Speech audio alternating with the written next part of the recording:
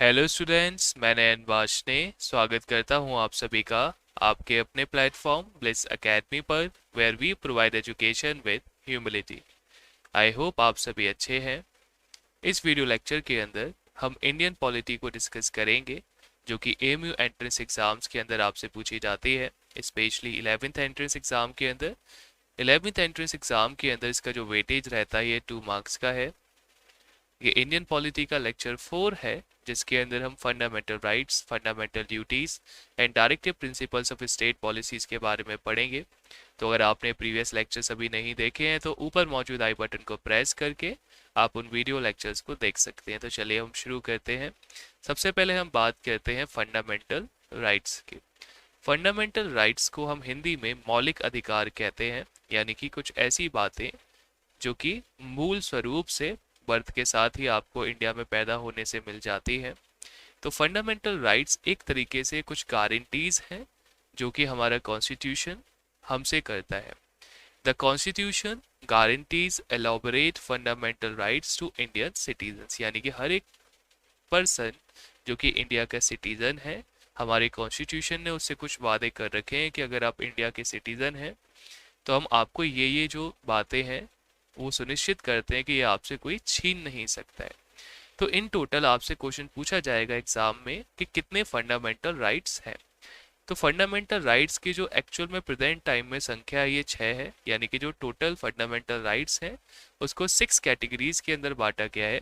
Initially जब constitution बना था तो यहाँ पे 7 फंडामेंटल राइट्स थे, लेकिन जब 44th अमेंडमेंट हुआ कॉन्स्टिट्यूशन का 1979 के अंदर, तो उसके तहत जो राइट टू प्रॉपर्टी था इसको फंडामेंटल राइट के तौर पे ख़त्म कर दिया गया। अब ये जो राइट टू प्रॉपर्टी वाली बात है ये केवल एक लीगल राइट है, ये आपका फंडामेंटल राइट अब नहीं है। ठीक है, तो याद रखेंगे इतने पार्ट में कि टोटल हमारे 6 फंडामेंटल राइट्स होते हैं। बात करते हैं ये कौन कौन से हैं। तो सबसे पहला जो फंडामेंटल राइट आपके पास है ये राइट टू इक्वालिटी है। ठीक है, राइट टू इक्वालिटी का मतलब आप समझ सकते हैं कि इंडिया में जो भी पर्सन है वो सारे इक्वल हैं, फिर चाहे वो लॉ के टर्म्स में हो या फिर किसी को जॉब अपॉर्चुनिटी प्रोवाइड करवाने के टर्म्स में हो, सारी लोग क्या होते हैं, इक्वल होते हैं। अब इससे रिलेटेड जो लॉज लिखे गए हैं ये आर्टिकल 14 से लेके आर्टिकल 18 के बीच में, यहाँ पे जो भी लॉ है ये सारे इक्वलिटी से रिलेटेड है। इसके बाद जो दूसरा फंडामेंटल राइट आता है राइट टू फ्रीडम है। राइट टू फ्रीडम यानी कि आपको आज़ादी है कुछ काम करने की, लेकिन टर्म्स एंड कंडीशन यहाँ पे अप्लाई है। केवल आज़ादी इतनी ही है कि हम दूसरे को कोई नुकसान ना पहुंचाएं। तो इसके बारे में जो लिखा गया है आर्टिकल 19 से लेके आर्टिकल 22 के बीच में, ऐसे ही कई सारे फ्रीडम बताए गए हैं हम कि क्या क्या कर सकते हैं। फिर तीसरा फंडामेंटल राइट आता है राइट अगेंस्ट एक्सप्लॉइटेशन। एक्सप्लॉइटेशन का मतलब होता है किसी को हद से ज़्यादा काम करवाना, है ना। तो तीसरा फंडामेंटल राइट यही कहता है कि अगर मैंने किसी को अपने यहाँ पे एम्प्लॉय किया है तो मैं उससे एक लिमिट में ही काम करा सकता हूँ, और केवल ऐसा ही काम करा सकता हूँ जिससे उसकी जो इज्जत है, ठीक है, वो खराब ना हो। तो आर्टिकल 23 से लेके 24 के बीच में यहाँ पे जो राइट्स लिखे गए हैं वो राइट अगेंस्ट एक्सप्लॉइटेशन के बारे में है कि किस तरीके से हम किसी का गलत इस्तेमाल ना करें।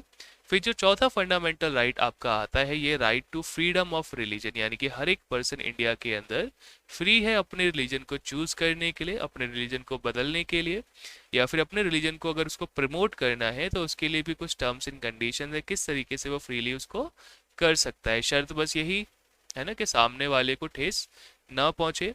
तो इसके बारे में आर्टिकल 25 से लेके आर्टिकल 28 के बीच में लिखा गया है। फिर आगे आके जाता है पांचवा फंडामेंटल राइट जिसको कल्चरल एंड एजुकेशनल राइट्स हम कहते हैं, यानी कि हर एक जो रिलीजन है वो अपने कल्चर को प्रिजर्व करने के लिए, अपनी एजुकेशन को आगे बढ़ाने के लिए कुछ ऐसे इंस्टीट्यूशंस को सेटअप कर सकता है जो कि इसको इस काम करने में मदद करेंगे। तो इसके बारे में आर्टिकल 29 से लेके आर्टिकल 30 के बीच में लिखा है। और जो लास्ट राइट आपका फंडामेंटल राइट है जो कि मोस्ट इंपॉर्टेंट है वो है राइट टू कॉन्स्टिट्यूशनल रेमेडी। ठीक है, इसको कई बार क्या कहते हैं, सोल ऑफ कॉन्स्टिट्यूशन भी हम यहाँ पे कहते हैं, है ना। किसने कहा था ये, डॉक्टर बी आर अम्बेडकर ने, क्योंकि राइट टू कॉन्स्टिट्यूशनल रेमेडी ही हमको ये राइट देता है कि अगर हमारे साथ इसमें से कोई भी फंडामेंटल राइट क्या है वायलेट हुआ है, तो मैं कोर्ट के पास जाके या फिर मैं पुलिस स्टेशन में जाके क्या कर सकता हूँ, पहले रिपोर्ट कर सकता हूँ, फिर कोर्ट क्या करेगा, जुडिशियल वे में देखेगा कि वो सच्ची में ऐसा हुआ है या नहीं, और मुझे फाइनली क्या देगा, न्याय दे देगा, है ना। तो इसके बारे में आर्टिकल 32 के अंदर लिखा है। तो आपसे पूछ सकता है कि राइट टू कॉन्स्टिट्यूशनल रेमेडी किस आर्टिकल के अंदर है, तो ये आर्टिकल 32 के अंदर है। अब देखिए हम कह तो रहे हैं कि ये क्या है, फंडामेंटल राइट्स, यानी कि जो आपसे कोई छीन नहीं सकता, लेकिन जब इमरजेंसी कंडीशन आती है, यानी कि जब कभी भी, जैसे पिछले जितना हमारा आज़ादी के बाद बीते, अब लगभग अब तक 3 बार इमरजेंसी लगाई जा चुकी है, तो जब कभी भी इमरजेंसी लगती है तो उसमें से, इनमें से कई सारे फंडामेंटल राइट्स आपके ऑटोमेटिकली क्या होते हैं, उस टाइम के लिए सस्पेंड हो जाते हैं। जैसे freedom of expression and speech वाला है, यानी कि फिर आप कुछ भी बोल नहीं सकते, कुछ भी लिख नहीं सकते क्योंकि इमरजेंसी लगी हुई है। इसके अलावा और भी जैसे कुछ चीज़ें हैं, ठीक है, वो भी आपकी सस्पेंड कर दी जाएंगी उस पर्टिकुलर टाइम के लिए, और आप उसके लिए जुडिशरी के पास नहीं जा सकते, है ना, क्योंकि ये कॉन्स्टिट्यूशन के अंदर ही लिखा गया है ताकि देश के अंदर जो कंडीशंस हैं उसको प्रेजेंट टाइम में संभाला जा सके। तो इन टोटल फंडामेंटल राइट्स में बस इतना सा याद रखेंगे कि फंडामेंटल राइट्स हमारे 6 होते हैं। पहला होता है राइट टू इक्वलिटी, जो कि आर्टिकल 14 से 18 के बीच में, फिर right to freedom 19 to 22, right against exploitation 23 to 24, फिर फ्रीडम ऑफ रिलीजन 25 से 28, एजुकेशनल राइट्स 29 टू 30, और लास्ट फंडामेंटल राइट आपका आता है आर्टिकल 32, जिसको राइट टू कॉन्स्टिट्यूशनल रेमेडी हम कहते हैं। अब हम आगे बात करते हैं फंडामेंटल ड्यूटीज की। जिस तरीके से हमारे देश ने हमको ये भरोसा दिलाया कि अगर आप इस देश के नागरिक हैं तो हम आपके साथ ये वादे करते हैं, ठीक है। अब देश केवल देश की तरफ से ही सब हो और हमारी तरफ से कुछ ना हो तो ये सही नहीं रहेगा। तो हमारी भी देश के प्रति क्या है, कुछ ड्यूटीज होती हैं। तो हमारे कॉन्स्टिट्यूशन ने कुछ ऐसी बातें हमें बताई हैं जो कि हर एक सिटीजन को क्या करना है, इंडिया में रहते हुए फॉलो करना है। इन्हीं को हम हमारी फंडामेंटल ड्यूटीज कहते हैं। तो इन टोटल हमारी 10 फंडामेंटल ड्यूटीज हैं, जिसको कॉन्स्टिट्यूशन में 42nd अमेंडमेंट 1976 के अंदर इंक्लूड किया गया था। अब ये जो फंडामेंटल ड्यूटीज है, इसके लिए एक आर्टिकल है कॉन्स्टिट्यूशन के अंदर जिसको आर्टिकल 51A कहते हैं। इसमें डिटेल में बताया गया है कि जो भी नागरिक हैं देश के, उनकी क्या क्या फंडामेंटल ड्यूटीज है। तो जो सबसे पहली फंडामेंटल ड्यूटी हमारी ये है कि हमें क्या करना है, हमारा जो कॉन्स्टिट्यूशन है उसको रिस्पेक्ट शो करनी, यानी कि जो भी बात उसमें कही गई है उसको मुझे मानना है, ठीक है। क्योंकि हर एक बात लिखने के लिए यहाँ पे काफ़ी सारा डिस्कशन हुआ है, और जो मेजोरिटी को सही लगा है, जो ज़्यादा लोगों को फ़ायदा पहुँचाएगा, वही यहाँ पे क्या है शामिल किया गया था। तो सबसे पहले कॉन्स्टिट्यूशन को रिस्पेक्ट करेंगे, फिर हमारा जो नेशनल फ्लैग है हमें उसको भी रिस्पेक्ट शो करनी होती है, और जो नेशनल एंथम है, ठीक है, इसको भी क्या करनी होती है, रिस्पेक्ट शो करनी होती है। किसी भी तरीके से इसका तिरस्कार हमें नहीं करना है। ये हमारी पहली फंडामेंटल ड्यूटी है। इसके बाद जो दूसरी फंडामेंटल ड्यूटी है वो ये है कि to cherish and follow the noble ideals which inspired our national struggle for freedom, यानी कि ऐसे आइडियाज़ को फॉलो करना जिसकी वजह से हमारा जो नेशनल स्ट्रगल था, ठीक है, वो शुरू हो पाए, यानी कि जो नेशनलिज्म वाली भावना थी, यानी कि देश हित की भावना थी, ऐसे रिलेटेड जो आइडियाज़ हैं उनको जीवन में उतारना। फिर अगली चीज़ यहाँ पे जो फंडामेंटल ड्यूटी के तौर पे है वो ये है कि to uphold and protect the sovereignty, unity and the integrity of the India, यानी कि हमारी भी ये जिम्मेदारी है कि जो हमारा देश है वो एकजुट रहे, ठीक है। कुछ देश में डिसीजन लिया जा रहा है तो हम ये नहीं करें कि हम बाहर जाके उस देश के बारे में उल्टा सीधा बोलना शुरू कर दें, ठीक है। इससे क्या होगा, हमारी जो इंटीग्रिटी है, यूनिटी है, कहीं ना कहीं टूटती हुई दिखती है। तो हमें क्या करना है, देश के अंदर रहते हुए देश के मुद्दे उठाने हैं, बाहर वालों को क्या है मौका नहीं देना है उस काम को करने का।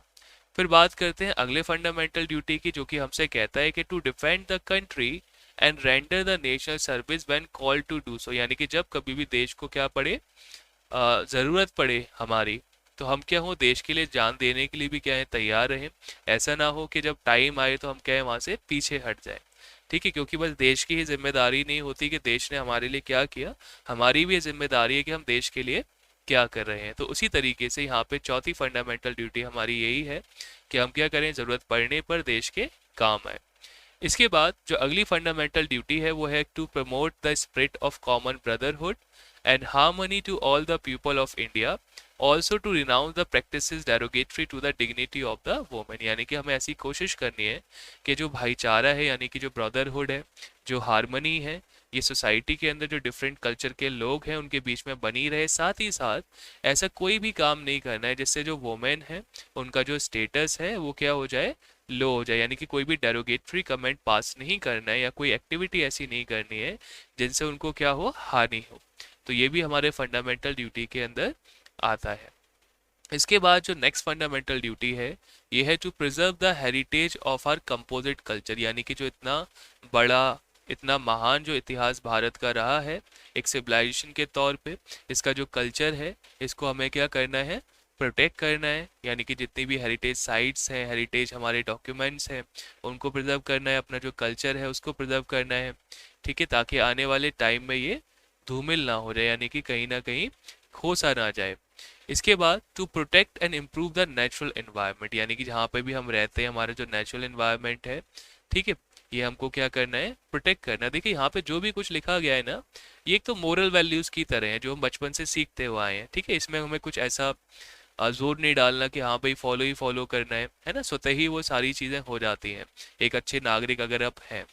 फिर इसके बाद जो अगली फंडामेंटल ड्यूटी है वो है to develop the scientific temper, humanism and the spirit of the inquiry and reform. यानी कि देश के अंदर ऐसा माहौल बनाना है कि जो बच्चे हैं वो एक साइंटिफिक टेम्पर अपने अंदर लेके आए, यानी कि वो क्वेश्चन करें कि अगर डेली लाइफ में ये कोई फिनोमेना होता है तो भाई क्यों हो रहा है, या फिर हम कोई नए नए इन्वेंशंस कर पाएँ, वो तभी हो पाएगा जब एक साइंटिफिक टेम्पर हो।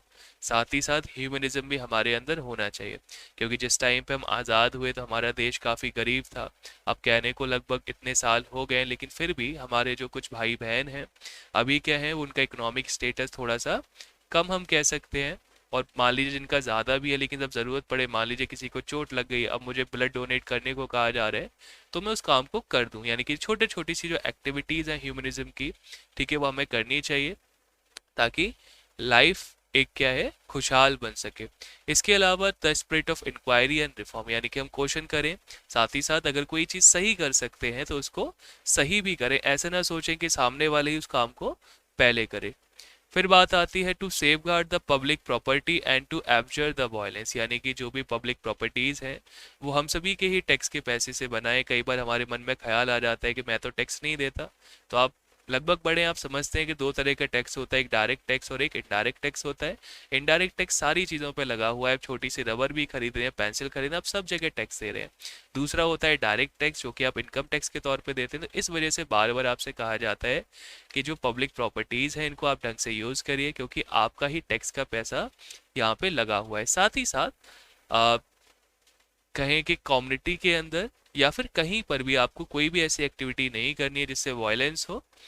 और नेक्स्ट चीज़ यहाँ पे जो अगली फंडामेंटल ड्यूटी हमारे लिए है वो है to rise the nation constantly to individual and collective works. यानी कि देश की क्या करनी है, मदद करनी है चैरिटेबल वर्क्स में, ताकि जो दिक्कतें हमारे सामने हम सबको क्या कर पाएँ, रिजॉल्व कर पाएँ और एक अच्छा भारत यहाँ पर बना पाए। तो इन टोटल ये 10 फंडामेंटल ड्यूटीज़ हैं जो कि कॉन्स्टिट्यूशन के अंदर लिखी गई हैं। मेनली तो आप आर्टिकल याद रखेंगे कि आर्टिकल 51A के तहत ये जो फंडामेंटल ड्यूटीज़ है हमारे कॉन्स्टिट्यूशन में है, और इन टोटल ये 10 होती हैं। अब लास्ट चीज़ जो हमें यहाँ पे बात करनी है वो है directive principles of state policy. Directive principles of state policy एक तरीके से गाइडलाइंस हैं सरकार के लिए या फिर लेजिस्लेचर के लिए, जो लोग बैठे हुए हैं कि किस तरीके से जो लॉ है वो आपको बनाने हैं। तो it is embody the ambitions and aspirations of the framers of the constitution. यानी कि जब कॉन्स्टिट्यूशन बनाया जा रहा था तो जिस टाइम पे वो फ्रेम किया जा रहा था तो वहाँ के लोगों को इस बात की चिंता थी कि फ्यूचर में जाके जब नए बच्चे आएंगे, यानी कि लेजिस्लेचर में आएंगे, तो वो किस तरीके से ये समझें कि किस हालतों के अंदर हमने देश को बनाया था, तो वो उससे भटक ना जाए। तो इसी वजह से directive principles of state policy भी हमारे कॉन्स्टिट्यूशन के अंदर हैं, ताकि प्रेजेंट टाइम के जो नेता हैं उसको पढ़ के समझ सकें कि किस तरीके से देश को आगे ले जाना है, क्या हमारे सिद्धांत यानी क्या हमारी आइडियोलॉजी थी। The aim of it to provide the social and economic base of the genuine democracy, यानी कि ये क्या करता है, एक तो एम बताता है हमारा लक्ष्य, साथ ही साथ हमें बताता है किस तरीके से सोशल और इकोनॉमिक बेस को हम क्या कर पाए, स्ट्रॉन्ग कर पाए, ताकि सच्ची में भारत क्या बन पाए, एक ट्रू डेमोक्रेसी यहाँ पे बन पाए। इसके अलावा एक बात आप याद रखना कि जो directive principles of state policy हैं, इनको लॉ के तहत हम एनफोर्स नहीं करा सकते, ठीक है, केवल गाइडिंग प्रिंसिपल्स हैं जो कि प्रेजेंट सरकार पे डिपेंड करता है कि उसको वो फॉलो करनी है या नहीं करनी है। लेकिन गाइडलाइन के तौर पे कॉन्स्टिट्यूशन के अंदर ये बताया गया है कि आपको ऐसा ऐसा करना है। जिस तरीके से मान लीजिए आप ओएमआर भरेंगे तो वहाँ पे काफ़ी सारे रूल्स लिखे हुए हैं, लेकिन एट द एंड तो आप पे डिपेंड करता है कि फॉलो करना है नहीं करना, ठीक है। अगर करते हैं तो वो चीज़ अच्छे से होती है, और नहीं करते हैं तो फिर आपको उसका रिजल्ट पता ही है क्या होता है। तो उसी तरीके से हमारे कॉन्स्टिट्यूशन के जो फ्रेम मेकर्स थे उनने भी इस बात को यहाँ पे डाला। तो मैं उम्मीद करता हूँ कि आपको ये लेक्चर समझ में आया, जहाँ पे हमने फंडामेंटल राइट्स, फंडामेंटल ड्यूटीज़ और directive principles of state policies के बारे में डिस्कस किया। अगर आपने प्रीवियस लेक्चर नहीं देखे तो आप उनको देखिए। देखिए 2 मार्क्स काफ़ी ज़्यादा हैं इस एंट्रेंस पर्पज से, क्योंकि यहाँ पे आधे आधे मार्क्स से आपकी रैंक या आपका सिलेक्शन रह सकता है। तो हर एक चीज़ को जो मैं आपके लिए लेके आ रहा हूँ उसको आप अच्छे से देखिए, समझिए, ठीक है। और अगर कुछ समझ में नहीं आता है तो कमेंट कर सकते हैं, मैं बिल्कुल कोशिश करूँगा उसको आंसर करने की।